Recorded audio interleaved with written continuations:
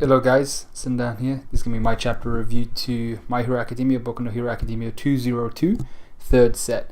Now, as you can probably tell by the holding of the mic, this is going to be a slightly different review to one you're used to, just because I actually have a chair. I have something I can sit on, but I don't have a desk. So, I've got my laptop on my left on my bed, holding my mic, and I'll try and do my best in terms of delivering this review to you guys. So let's get down to it. So this was a good normal chapter. Nothing major happened, but we do prepare for the next clash between classes 1A and class 1B, and we also get this underlying theme throughout the entirety of the chapter, which was I'll address that later. Actually, I won't talk about that right now. Hopefully you can't hear too much of what's going on outside. It's a little bit windy. So the chapter starts with Komori, who is the mushroom girl, and Kendo worrying about Tokoyami and Yaoyorozu, obviously after having thrashed them. And while they're concerned for their comrades, really, we see Shinso, Aizawa, and I think his name is Sekijiro Kano, or is it no, Sekijiro Kan, who's the teacher of class 1B. They're all those three, Shinso and Aizawa, are worried about the extensive damage caused by the second battle, mostly by I think his name is Fukidashi, the manga guy. His name is, I think, Manga as well. His quirk is awesome. I mean, like, he might have a really hacks quirk in the future. I mean, like, if he learns to control it, doesn't get the sore throat, and if he learns like other languages and he's able to, like, maybe he'll be able to enhance his own body, kind of like Levi in Fairy Tail. I mean, like, we're talking about Fairy Tail, but possibly like her kind of script, or even Freed's magic, like in Fairy Tail, that script kind of magic. Maybe if he's able to enhance himself through the use of his words, he could be a really, really hacks hero. So while the kids essentially wait for the environment to be cleaned up, Deku and the rest of them talk about how impressed they are at how far they've each come with developing their quirks. But Deku also mentions, and he notes, the mental growth that each of the kids has gone through just to be able to control their quirks to this level, and being able to think about their quirks in a more creative manner. During this time, All Might calls Deku to have a private conversation, something Mina notices, and she's just there thinking the student and teacher are getting along really well. She's like, oh yeah, they're getting quite close. And All Might, once they're talking, both him and Deku, he just asks simply if One for All has like unleashed any further secrets, or have you had like another wet dream or some shit like that. With Deku replying with the negative. He's like, no, there were no eruptions last night, and there haven't been eruptions since since the second set of vestiges, where the original user of One for All was just like, sup boy. But All Might also tells Deku at this point that he'll ask Gran Torino if I've forgotten his All Might Sensei, I think her name was Nani, something like that. He'll ask if she ever had like any of these strange occurrences with One for All, but he also warns Deku to take care in his next kind of task, which is he's going to be against a team with Shinso in that team. So he's basically saying at this point, like, remember how the vestiges first started, it was because of Shinso, so be careful because you're against Shinso again, something might go down. And basically people in the comments were all saying this all but confirms that Shinso will once again at least aid Deku in unlocking further secrets within One for All. And I think that's a really good way of forcing these memories out of Deku through the usage of Shinso. So we then come to the best part of the chapter for me, which was Bakugo actually calling out both All Might and Deku, who just sneaks up on them, and he just calls them straight out for talking in private and talking secretly in front of everyone. And All Might straight up just called Deku out, like, yo, let's go have some fun, when they're meant to be nothing more than just a teacher and a student. And this is where Deku and All Might, they feel kind of bad about it, but they also tell Bakugo, which I liked as well, they need to involve Bakugo more in figuring out One for All, because I think he's going to be key in Deku's development as kind of like his rival / friend kind of thing, the kind of Vegeta to Goku.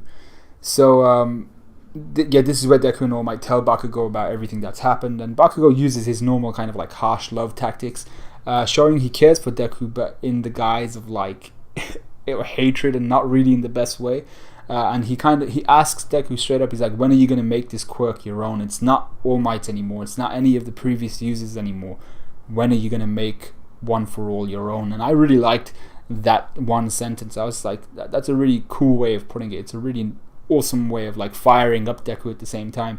So he's like, when are you going to make it your own quirk, and not an ability that's simply inherited, which is the kind of theme of this chapter that I was talking about before, inheritance. But to expand on that, the theme is also to kind of build upon inheritance, and not to simply just inherit something, but to build upon it and take it further. So like with One for All Might expects Deku to take that ability, and One for All inherently, once it's inherited, can only be improved upon unless you die an early death, because that's the nature of it. It's a stockpiling quirk, so all the powers of the previous users will be stockpiled into that one user, and when they're fully able to access all of that strength and all of that power, naturally they'll be stronger than their predecessors. So in terms of One for All is like the pinnacle of the theme of this chapter, which is build upon what you've inherited, and we'll come back to that later with Ida, with Shoto, and with Tokoyami. So Bakugo fires up Deku, I felt, something which All Might notices, and he's like, oh, Bakugo obviously cares about Deku, but then he says something which, like, I think he threatens Deku, and All Might dismisses it. He's like, nah, they're probably not friends, like, these guys hate each other, or Bakugo definitely hates Deku. So the stage has finally been cleared at this point, and we're introduced to the Class B team. We're introduced to a girl called Pony Sunotori. She literally has horns, and she speaks English when annoyed. No idea what the hell her quirk could be. I mean, like, her name is Pony. I thought there'd be something to do with that, but then I was like, wait, ponies don't have horns. I mean, like, unicorns don't even have two horns. You know, there's a clue in the name. But I have no idea what her quirk could be, and you know, I didn't realize that she was speaking English. I noticed the font was different for her speech, and I think Juzo actually speaks English in this chapter as well, but without the roars, you wouldn't be able to tell, unless obviously Manga Stream were to tell you, and I don't think they actually did. I think one of the I think Sen Kaibara, which is one of the Team B guys, I think he actually mentions it. So then we actually get Sen Kaibara. We don't know his quirk. We get Juzo Honenuki. I think his quirk is softening or something like that. I forgot what it was. And then we have Tetsu. We know his quirk, which is he's like the steel version of that guy in Class A. I've forgotten his name too. So Class A's team is Shoto, Ojiro, Shoji, and Ida. All people we know. So this is where we get more on that inheritance thing. Tokoyami apologizes to Shoto for showing him such a bad side of him, and for failing as the apprentice to the current number 2 hero. And Shoto's obviously confused, but he tells Shoto of their kind of burden as the pupils of the top 2 heroes, and how they represent each hero's capacity to kind of raise the future generations and to build the future. Kind of saying to Shoto, like, we can't be losing like I lost, because we are the disciples of the top 2 heroes. We need to inherit their wills, and we need to be better. We can't be losing, and we can't be failing at such minor hurdles. So this is where we get some juicy kind of Toya information again, and the Toya hype again. Toya being Shoto's older brother, kind of like the middle brother, who we've not seen yet. Everybody's got their kind of opinion on who it might be. I'm on that bandwagon now. So Shoto reminisces about how his father tried to pass on a certain technique to him, and I think this technique is something Endeavor believed would allow Shoto to be the best, and obviously that was his kind of driving factor. All those, not even all those years ago, until a while ago, that was his driving factor. Just getting Shoto to be the best, simply because he could maintain his body temperature, or control his body temperature specifically. So I believe the technique is the same one he used on High End, the Nomu. And the technique is Prominence Burn, as that's the technique Shoto kind of remembers and reminisces on. Anyway, during this flashback, Endeavor speaks of Toya, how his firepower is greater than Endeavor's, and that the only thing limiting him was the fact that he inherited his mother's weak constitution, so he wasn't able to physically handle all that heat, just like Shoto can, because he can actually control his body temperature.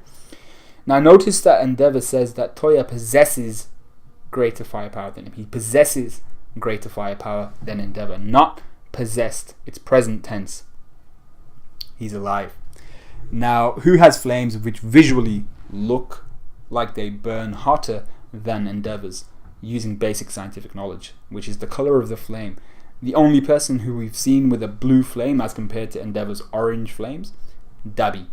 He might have failed to learn this technique, this prominence burn, burning himself to a crisp in the process, seeing himself in the mirror in the hospital, and then he just ran away or something like that. That's what I think happened to Dabi, or something like that. Dabi might be this Toya.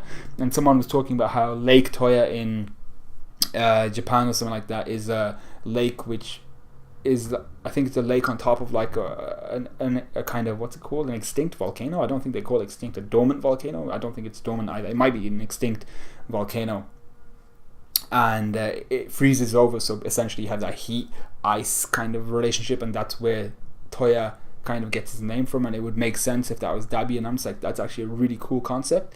Someone in the manga stream comments said that, so you should probably check that out. So yeah, so essentially Dabi could be this Toya guy, and Endeavor straight up says in this chapter his flames burn brighter and hotter than mine ever did. That's some crazy shit right there. So Ida asks Shoto if he's okay. He notices that Shoto's gone into he's reminiscing about something, and his face is just bland. And then he talks about, Ida brings up that inheritance thing again, while Shoto's thinking about what he's inherited from his father and what his brother could have inherited as well, or should have, until like shit went down. But Ida tells his team, he's just like, you know what, my brother is on the mend, Ingenium. His brother is on the mend, but he has still inherited the name of Ingenium from his older brother, and he wants to show them the spirit of the inherited, the spirit of the inherited being, to improve upon the work of the predecessor. He doesn't ever say that, but that's what I took from it. And that's what I expect from Shoto as well, when he's realizing what his dad taught him, and he's like, he realizes that his dad, like, he had to put all his energy, all his worth into that one prominence burn to take out high end, but the only person who can probably use it and pop him out like it's nothing is Shoto. He's the only one that can lower his body temperature, not go into like heat exhaustion and like just die on the spot, essentially just flop, and he'd essentially faint until like his brain would just hopefully get some blood back. But that would be a dire situation. And I really like the fact that Endeavor, the main problem with him was that he couldn't actually maintain his body temperature, so he'd go straight into like heat syncope if he freaking prominence burned enough, and that's where Shoto has the advantage. So we then have Tetsu go apeshit across the map, making as much noise as possible to attract Class A, who are aware of his tactics, but they seem to be completely unfazed. They're like, yeah, he's probably just trying to call us over so we can get into a head-to-head fight. And you know, we've got some powerhouses, to be fair, on Class A's team in this specific third set, so they're not too phased by going head to head. But I think they're more intelligent than that, considering they've also got Ida and Shoto there. They're good strategists usually. So we'll see how that goes down. This was a decent chapter. Let me know what you guys thought of this chapter. Like, comment, subscribe, all that good stuff. And I'll see you guys probably Monday, Tuesday. Hopefully Taizai comes out then. So I'll see you guys in a bit.